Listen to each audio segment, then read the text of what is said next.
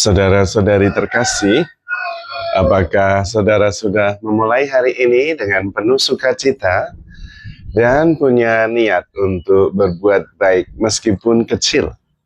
Semoga Tuhan memberkati niat baik saudara. Mari kita hidup sepenuhnya, karena hidup itu luar biasa. Hari ini saya untuk pertama kali misa di stasi yang menjadi bagian dari paroki Cilacap. Namanya stasi Karangkandri.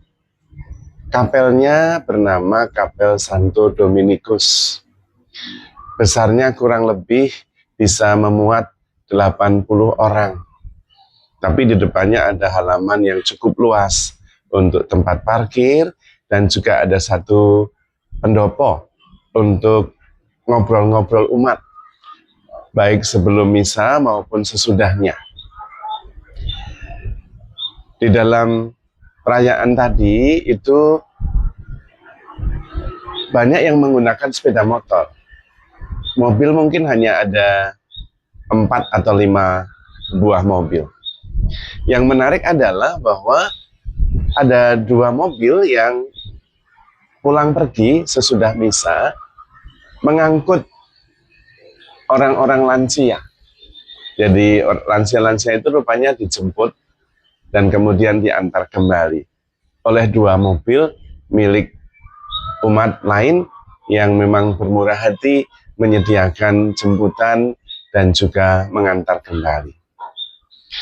Suasana perayaannya memang sangat sederhana dan sesuai dengan temanya. Karena di dalam bacaan yang pertama hari ini Tuhan membiarkan hidup suatu umat yang rendah hati dan lemah. Dan menurut saya ini penting. Kalau umat di Karangkandri atau di gereja Katolik secara umum itu lemah, it's okay. Karena justru disitulah kita mengandalkan Tuhan karena lemah. Dan memang kita diselamatkan itu bukan dengan kekuatan, bukan dengan kehebatan, bukan dengan ketenaran, tetapi melalui kelemahan, melalui ketidakberdayaan. Bahkan penyelamat kita itu tidak mampu menyelamatkan dirinya sendiri, sehingga wafat di kayu salib. Maka dia diolok-olok oleh penjahat yang disalibkan bersama dia. Bukankah engkau penyelamat? Kalau begitu selamatkan dirimu dan kami. Dan ternyata penyelamatnya nggak selamat. Malah masuk dalam kematian melalui ketidakberdayaan salib. Tapi persis di situ kita diselamatkan oleh Tuhan. Bukan menyelamatkan diri. Kalau Anda kuat, Anda hebat, Anda sungguh-sungguh tenar, kapan Anda membutuhkan Tuhan?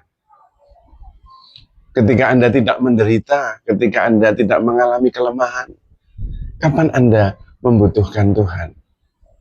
Kapan Tuhan sungguh menjadi Tuhan bagi Anda? Justru di dalam kelemahan itulah kemudian kita berseru memohon pertolongan kepada Tuhan. Maka melalui kelemahan itulah kita diselamatkan. Dan karena itu, barang siapa menyelamatkan diri sendiri, dia akan kehilangan nyawanya. Dan karena itu kita diselamatkan justru dengan menyangkal diri, dengan memikul salib, dengan mengikuti Tuhan Yesus. Jalan keselamatan kita itu jalan salib, bukan jalan kehebatan. Kita tidak menyelamatkan diri, tetapi diselamatkan.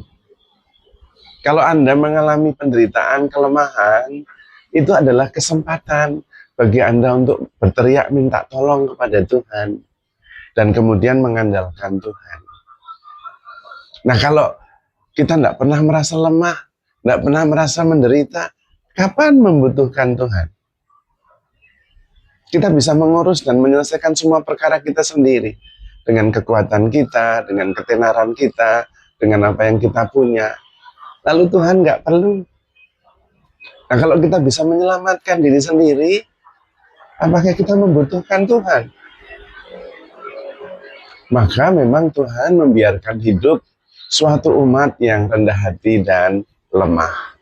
Yang dibutuhkan dari pihak kita justru adalah kerendahan hati. Dan sebetulnya kalau mau jujur, kita itu lemah, tidak bisa apa-apa. Buktinya coba ngatur nafas sendiri, nggak bisa. Seminggu bernafas, seminggu enggak, mati. Kita juga nggak bisa mengatur detak jantung kita sendiri. Coba jantung minggu depan istirahat ya, ayam malah bablas. Kita nggak bisa apa-apa. Bahkan kemarin itu saya batuk-batuk, saya berusaha untuk tidak batuk aja nggak bisa. Ngatur batuk aja nggak bisa. Apalagi mau mengatur hidup kita. Maka kita perlu taat seperti Bunda Maria. Aku ini hamba Tuhan, terjadilah padaku menurut kehendak-Mu. Bukan berarti kita apatis lalu tidak berusaha, bukan. Tetapi kita in alignment. Masuk di dalam keselarasan dengan kehendak Tuhan. Yang utama itu agendanya Tuhan, bukan agenda kita. Maka kita terbuka. Dan justru dalam keterbukaan itu, dalam ketaatan dan kerendahan hati itu, kita menemukan sukacita. Di dalam kelemahan itulah aku menjadi kuat karena Tuhan. Begitu menurut Rasul Paulus. Maka saudara-saudari terkasih, kalau kita atau gereja kita ini sudah hebat-hebat sekali mengadakan KKR yang dihadiri ribuan orang, nggak apa-apa.